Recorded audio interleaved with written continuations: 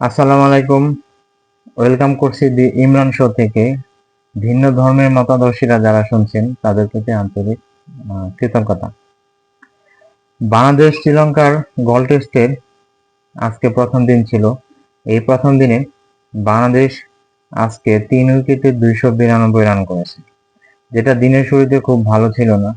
কারণ আপনারা জানেন মাত্র 45 রানে বাংলাদেশ 3 উইকেট হারিয়ে ফেলেছিল। তখন থেকেই শঙ্কা কাজ করতেছিল যে বাংলাদেশ কি আজকে অল আউট হয়ে যাবে, কত রানের মধ্যে অল আউট হয়ে যাবে, সেটা অনেকের মনের মধ্যে উকি দিতেছিল।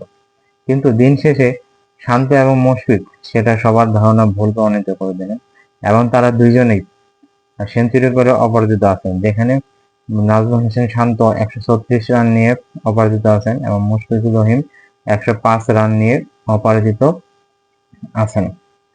এবং দিন শেষে বাংলাদেশের রান হচ্ছে 3 উইকেটে 292 রান। শান্ত একদিক থেকে অনেক চাপের মধ্যে ছিল, কারণ আপনারা জানেন শান্তকে ওয়ানডে ক্যাপ্টেন্সি থেকে সরিয়ে দেওয়া হয়েছে তার সাথে কোনো আলাপ আলোচনা না করে, এবং একইভাবে মিরাজকে যেভাবে ওয়ানডে ক্যাপ্টেন্সির দায়িত্ব দেওয়া হয়েছে কোনো ধারাবাহিকতা কোনো প্রক্রিয়া অনুসরণ না করে একজনের কাছ থেকে ক্যাপ্টেন্সি নিয়ে অন্য একজনকে দেওয়া হয়েছে। এটা নিয়ে শান্তর মধ্যে মনে মনে ক্ষোভ ছিল এবং মন খারাপ ছিল।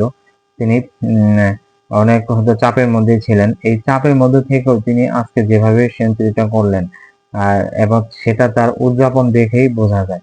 কারণ আপনারা জানেন শান্তর নামে অনেকেই সমালোচনা করেন তাকে, তার নামে বিভিন্ন কথাবার্তা বলেন।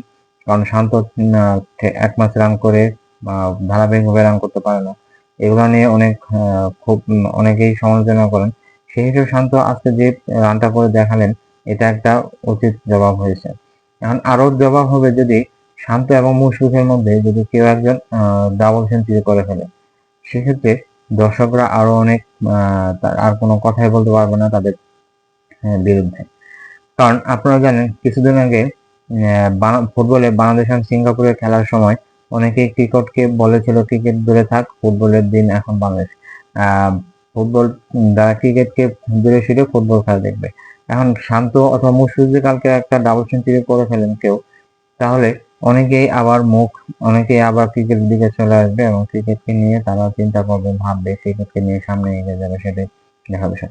এবং মুশফিকুর রহিম আজকে সংবাদ সম্মেলনে বলেছে যেহেতু শান্তর এই ফর্মেটে কোনো ডাবল সেঞ্চুরি নাই, সেক্ষেত্রে তিনি চাক শান্ত এই টেস্ট ডাবল সেঞ্চুরি করুক।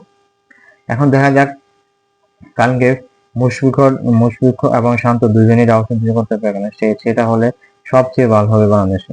এবং বাংলাদেশ তাদের এই শ্রীলঙ্কার মাটিতে শ্রীলঙ্কার সাথে সর্বোচ্চ রানের রেকর্ড করেছিল টেস্টে 638 রান, সেটাও ছাড়িয়ে যেতে পারে। আপনারা কি মনে করেন শান্ত এবং মুশফিক দুজনে কি ডাবল সেঞ্চুরি করতে পারবে? সেটা আপনারা আমাদের জানাতে পারেন। ধন্যবাদ সবাইকে, ভালো থাকবেন, আল্লাহ হাফেজ।